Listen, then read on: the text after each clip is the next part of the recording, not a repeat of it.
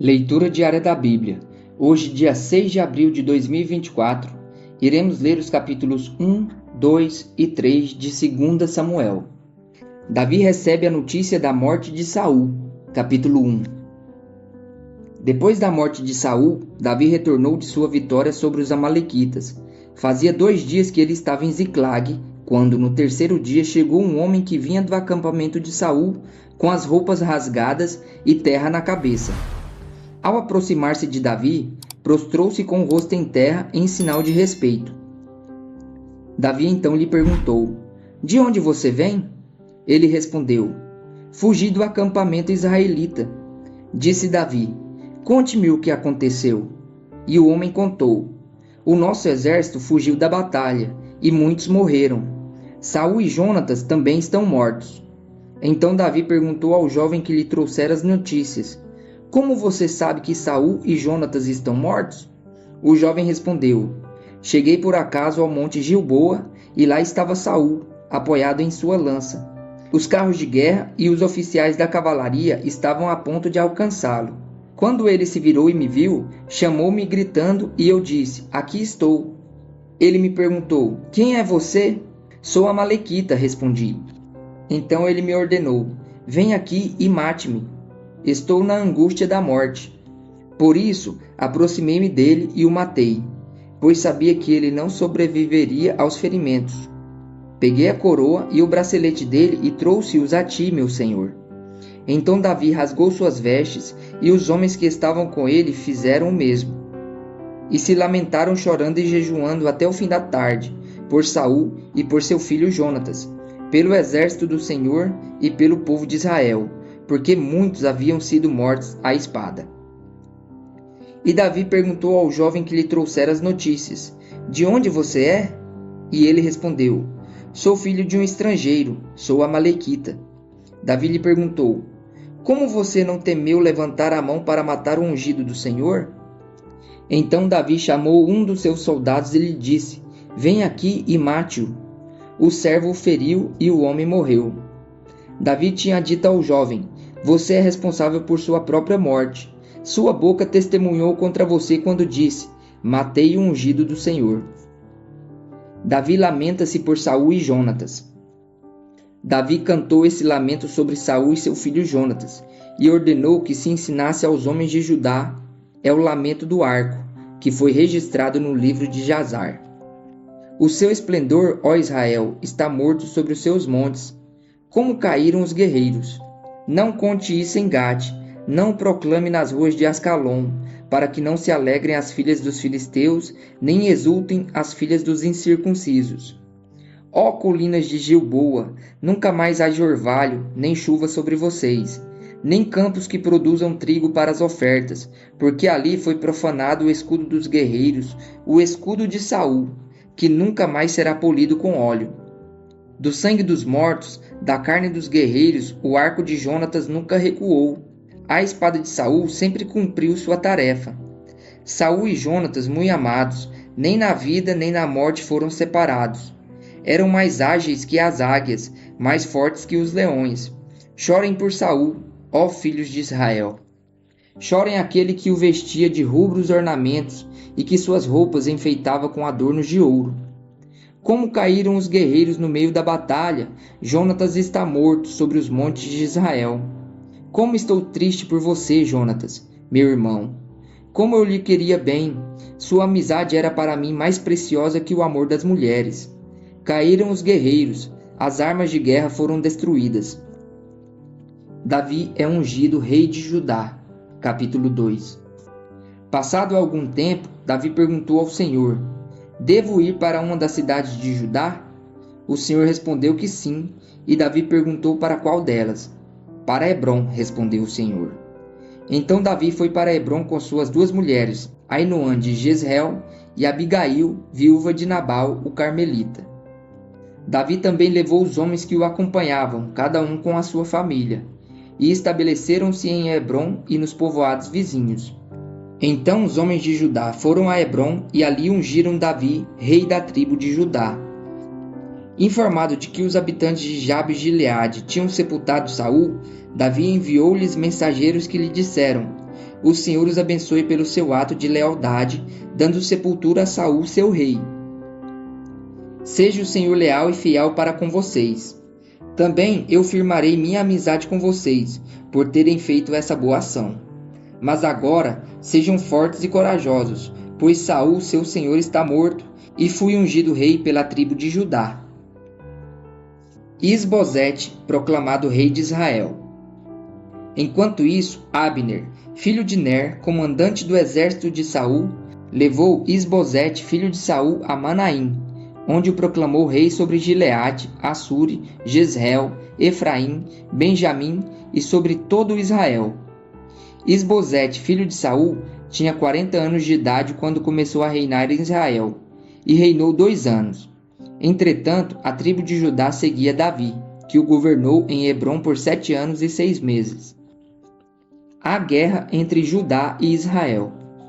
Abner, filho de Ner, e os soldados de Isbosete, filho de Saul, partiram de Manaim e marcharam para Gibeon. Joabe, filho de Zeruias, e os soldados de Davi foram ao encontro deles no açude de Gibeon. Um grupo posicionou-se no lado do açude, o outro grupo no lado oposto. Então Abner disse a Joabe: "Vamos fazer alguns soldados lutarem diante de nós." Joabe respondeu: "De acordo." Então 12 soldados aliados de Benjamim e Isbosete, filho de Saul, atravessaram o açude para enfrentar 12 soldados aliados de Davi. Cada soldado pegou o adversário pela cabeça e fincou-lhe o punhal no lado, e juntos caíram mortos. Por isso, aquele lugar, situado em Gibeon, foi chamado Alcat Azurim. Houve uma violenta batalha naquele dia, e Abner e os soldados de Israel foram derrotados pelos soldados de Davi. Estavam lá Joabe, Abisai e Azael, os 3 filhos de Zeruia. E Azael, que corria como uma gazela em terreno plano, perseguiu Abner, sem se desviar nem para a direita e nem para a esquerda. Abner olhou para trás e perguntou: "É você, Azael?" "Sou eu", respondeu ele. Disse-lhe então Abner: "É melhor você se desviar para a direita ou para a esquerda, capturar um dos soldados e ficar com as armas dele." Mas Azael não quis parar de persegui-lo. Então Abner advertiu Azael mais uma vez: "Pare de me perseguir. Não quero matá-lo." Como eu poderia olhar seu irmão Joabe nos olhos de novo? Como, porém, Azael não desistiu de persegui-lo, Abner cravou no estômago dele a ponta da lança, que saiu pelas costas, e ele caiu morrendo ali mesmo. E paravam todos os que chegavam ao lugar onde Azael estava morto. Então Joabe e Abisai perseguiram Abner. Ao pôr do sol chegaram à colina de Amá, de fronte de Giá, no caminho para o deserto de Gibeon. Os soldados de Benjamim, seguindo Abner, reuniram-se formando um só grupo e ocuparam o alto de uma colina. Então Abner gritou para Joabe: "O derramamento de sangue vai continuar? Não vê que isso vai trazer amargura? Quando é que você vai mandar o seu exército parar de perseguir os seus irmãos?" Respondeu Joabe: "Juro pelo nome de Deus, que se você não tivesse falado, o meu exército perseguiria os seus irmãos até de manhã." Então Joabe tocou a trombeta e o exército parou de perseguir Israel e de lutar. Abner e seus soldados marcharam pela Arabá durante toda a noite.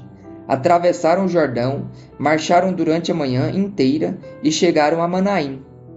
Quando Joabe voltou da perseguição a Abner, reuniu todo o exército, e viram que faltava 19 soldados, além de Azael. Mas os soldados de Davi tinham matado 360 benjamitas que estavam com Abner. Levaram Azael e o sepultaram no túmulo de seu pai, em Belém. Depois disso, Joabe e os seus soldados marcharam durante toda a noite e chegaram a Hebrom ao amanhecer. Capítulo 3. A guerra entre as famílias de Saul e de Davi durou muito tempo. Davi tornava-se cada vez mais forte, enquanto a família de Saul se enfraquecia. Os filhos de Davi em Hebrom. Estes foram os filhos de Davi nascidos em Hebrom. O seu filho mais velho era Aminon, filho de Ainoã de Jezreel. O segundo, Quileabe de Abigail, viúva de Nadal, de Carmelo. O terceiro, Absalão de Maaca, filho de Talmai, rei de Gesur. O quarto, Adonias, de Agite. O quinto, Cefatias, de Abitai. e o sexto, Itreão de sua mulher Eglá. Esses foram os filhos de Davi que lhe nasceram em Hebrom. O apoio de Abner a Davi. Enquanto transcorria a guerra entre as famílias de Saul e de Davi, Abner foi ficando poderoso na família de Saul. Saul tivera uma concubina chamada Rispá, filha de Aiá. Certa vez, Isbosete perguntou a Abner: "Por que você se deitou com a concubina de meu pai?" Abner ficou furioso com a pergunta de Isbosete e exclamou: "Por acaso eu sou um cão a serviço de Judá? Até agora tenho sido leal à família de Saul, seu pai, e aos parentes e amigos dele, e não deixei que você caísse nas mãos de Davi. Agora você me acusa de um delito envolvendo essa mulher? Que Deus me castigue com todo rigor, se eu não fizer por Davi o que o Senhor lhe prometeu sob juramento: tirar o reino da família de Saul e estabelecer o trono de Davi sobre Israel e Judá, de Dan a Berseba." Isbosete não respondeu nada a Abner, pois tinha medo dele. Então Abner enviou mensageiros a Davi com esta proposta: "A quem pertence esta terra? Faze um acordo comigo e eu te ajudarei a conseguir o apoio de todo Israel." "Está bem", disse Davi. "Farei um acordo com você, mas com uma condição: não compareça à minha presença quando vier me ver, sem trazer-me Mical, filha de Saul." E Davi enviou mensageiros a Isbosete, filho de Saul, exigindo: "Entregue-me minha mulher Mical, com quem me casei pelo preço de 100 prepúcios dos filisteus." Diante disso, Isbosete mandou que a tirassem de seu marido Paltiel, filho de Laís. Mas Paltiel foi atrás dela e a seguiu chorando até Baurim. Então Abner ordenou-lhe que voltasse para casa, e ele voltou. Nesse meio tempo, Abner enviou esta mensagem às autoridades de Israel: "Já faz algum tempo que vocês querem Davi como rei. Agora é o momento de agir, porque o Senhor prometeu a Davi: por meio de Davi, meu servo, livrarei Israel do poder dos filisteus e de todos os seus inimigos." Abner também falou pessoalmente com os benjamitas. Depois foi a Hebrom dizer a Davi tudo o que Israel e a tribo de Benjamim havia aprovado. Quando Abner, acompanhado de 20 homens, apresentou-se a Davi em Hebrom, este ofereceu um banquete para ele e para os homens que o acompanhavam. Disse então Abner a Davi: "Deixa que eu me vá e reúna todo Israel, meu senhor, para que façam um acordo contigo, ó rei, e reine sobre tudo o que desejares." Davi o deixou ir e ele se foi em paz. Joabe mata Abner. Naquele momento, os soldados de Davi e Joabe voltavam de um ataque trazendo muitos bens. Abner, porém, já não estava com Davi em Hebrom, porque Davi o tinha deixado partir em paz. Quando Joabe chegou com todo o seu exército, contaram-lhe que Abner, filho de Ner, se apresentara ao rei, que o tinha deixado ir em paz. Então Joabe foi falar com o rei e lhe disse: "Que foi que fizeste? Abner veio à tua presença e o deixaste ir? Conheces Abner, filho de Ner. Ele veio para enganar-te, observar os teus movimentos e descobrir tudo o que estás fazendo." Saindo da presença de Davi, Joabe enviou mensageiros atrás de Abner, e eles o trouxeram de volta, desde a cisterna de Sirá. Mas Davi não ficou sabendo disso. Quando Abner retornou a Hebrom, Joabe o chamou à parte na porta da cidade, sob o pretexto de falar-lhe em particular, e ali mesmo o feriu no estômago. E Abner morreu por ter derramado o sangue de Asael, irmão de Joabe. Mais tarde, quando Davi soube o que tinha acontecido, disse: "Eu e o meu reino perante o Senhor somos para sempre inocentes do sangue de Abner, filho de Ner. Cai a responsabilidade pela morte sobre a cabeça de Joabe e de toda a sua família. Jamais falte entre os seus descendentes quem sofra fluxo ou lepra, quem use muletas, quem morra à espada ou quem passe fome." Assim Joabe e o seu irmão Abisai mataram Abner porque ele havia matado Asael, irmão deles, na batalha de Gibeon. Então Davi disse a Joabe e a todo o exército que o acompanhava: "Rasguem suas vestes, vistam roupas de luto e vão chorando à frente de Abner." E o rei Davi seguiu atrás da maca que levava o corpo. Enterraram-no em Hebrom, e o rei chorou em alta voz junto ao túmulo de Abner, como também todo o povo. Então o rei cantou este lamento por Abner: "Por que morreu Abner como morrem os insensatos? Suas mãos não estavam algemadas, nem seus pés acorrentados. Você caiu como quem cai perante homens perversos. E todo o povo chorou ainda mais por ele. Depois, quando o povo insistiu com Davi que comesse alguma coisa enquanto ainda era dia, Davi fez este juramento: Deus me castigue com todo rigor, caso eu prove pão ou qualquer outra coisa antes do pôr do sol. Todo o povo ouviu isso e o aprovou. De fato, tudo o que o rei fazia, o povo aprovava. Assim, naquele dia, todo o povo e todo Israel reconheceram que o rei não tivera participação no assassinato de Abner, filho de Ner. Então o rei disse aos seus conselheiros: Não percebem que caiu hoje em Israel um líder, um grande homem? Embora rei ungido, ainda sou fraco, e seus filhos de Zeruia são mais fortes do que eu. Que o Senhor retribua ao malfeitor de acordo com as suas más obras.